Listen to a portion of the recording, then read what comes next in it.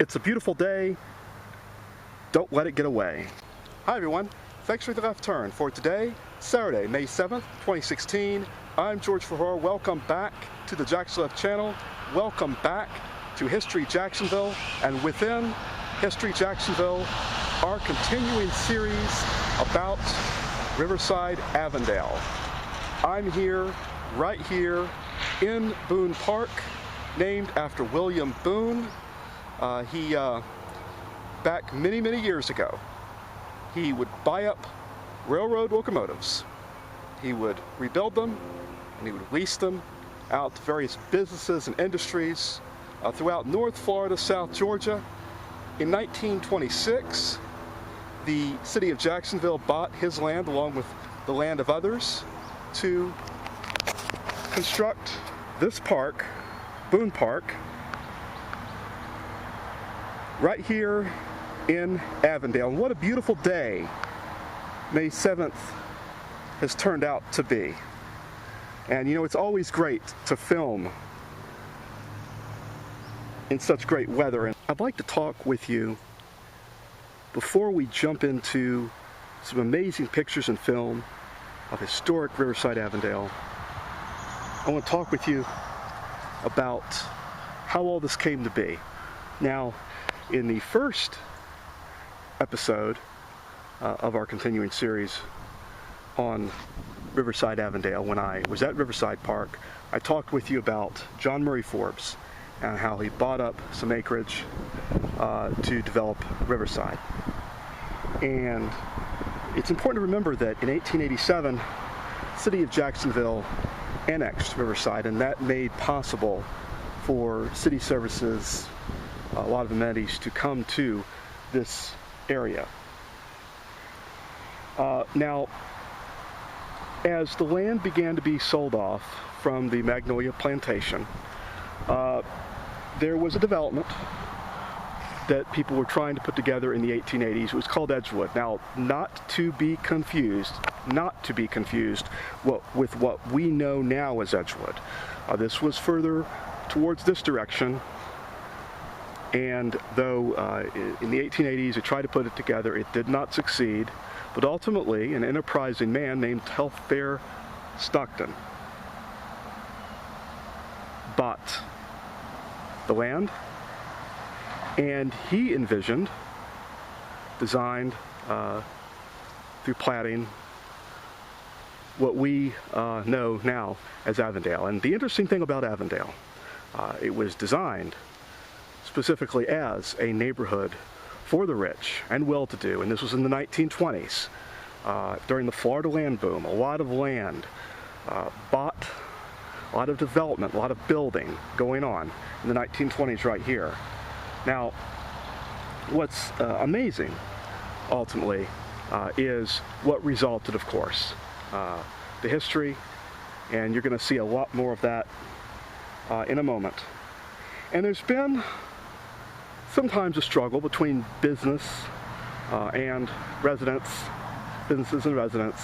about how far development goes here. In 1974, an organization called Riverside Avondale Preservation was formed, starting out as opposition to an expressway that was going to be put through the neighborhoods.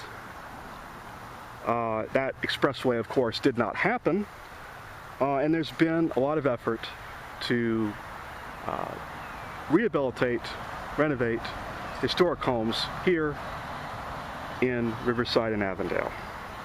And I've got a lot to show you, and I'm glad that you're with me here today. Now, here's the plan. here's the plan. We're going to look today at Park and King Streets. We're going to look more here in Avondale. And in future episodes, there'll be 2 episodes more in this Riverside Avondale series of History Jacksonville. And one will be about Cummer Gallery, and the other will be about Memorial Park.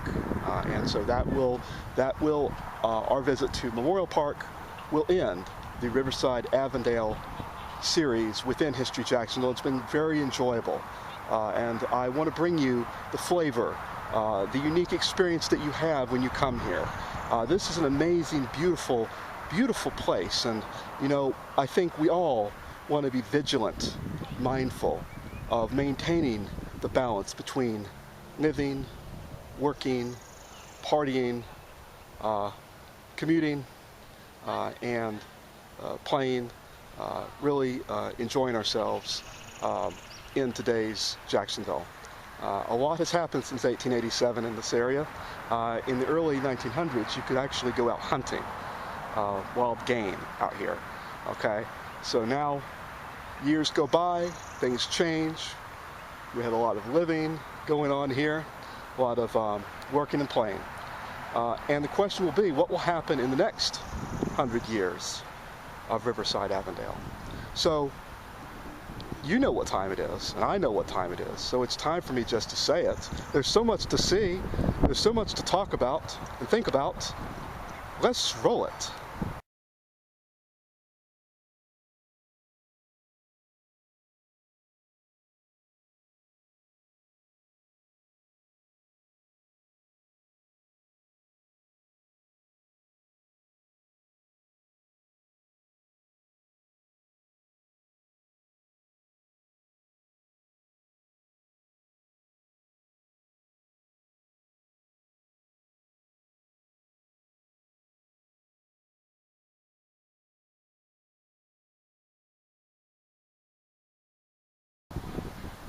Just across from Boone Park, Vanward Avenue and Valencia Road, you get a flavor of the different styles of houses over the years.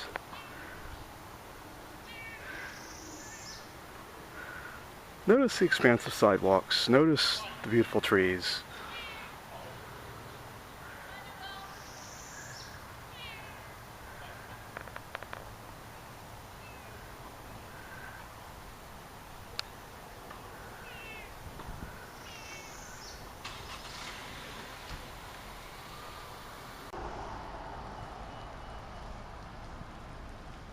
Edgewood Avenue and St. John's Avenue.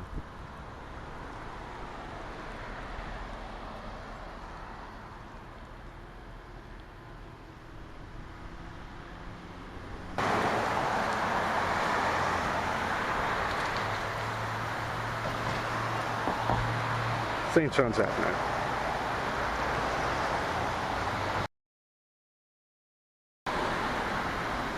Avondale on St. John's Avenue.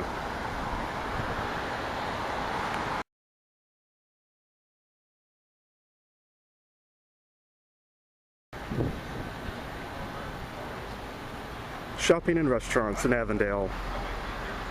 St. John's Avenue, May 7th, 2016.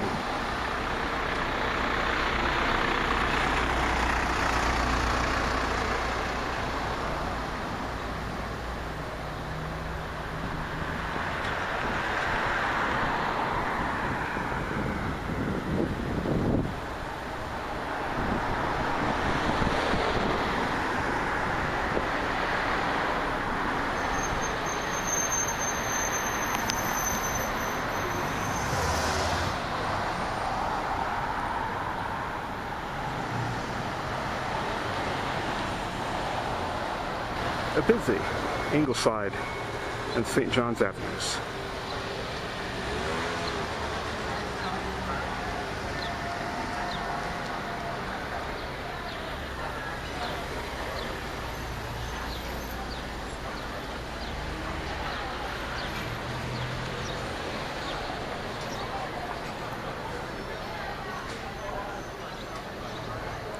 shopping came to Avondale in the 1920s with the Florida land boom. And they're still shopping and dining and having a day on the town in 2016.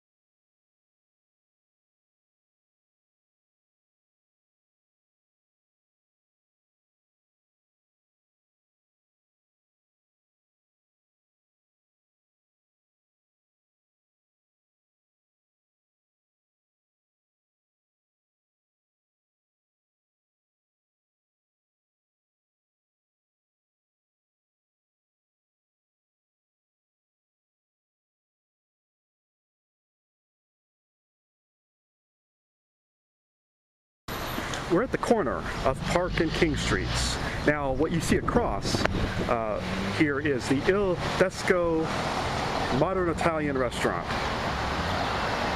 But years ago, I knew it as a drugstore. Change keeps happening, time keeps on, as that song goes, slipping into the future.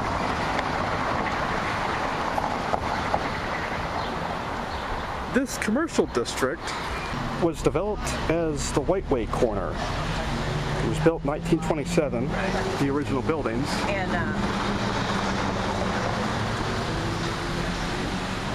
of course, the Walgreens across the street is modern. Riverside Baptist Church.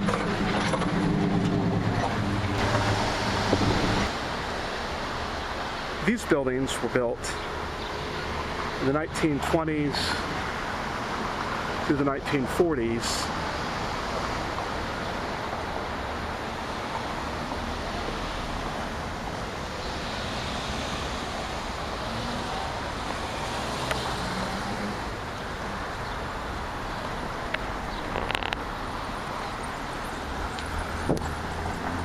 The original buildings were built by the Nazareth brothers.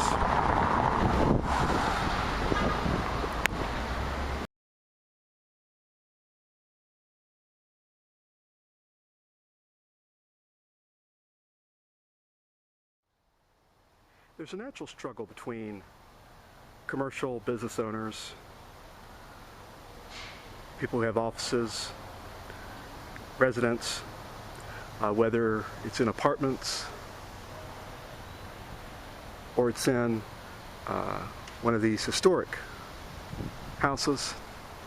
There is this struggle, but you know, there's a balance to it all, and I think that in many ways there's been a concerted effort to keep this balance to where everyone can do what they want to do, whether it's live, play, work, entertain.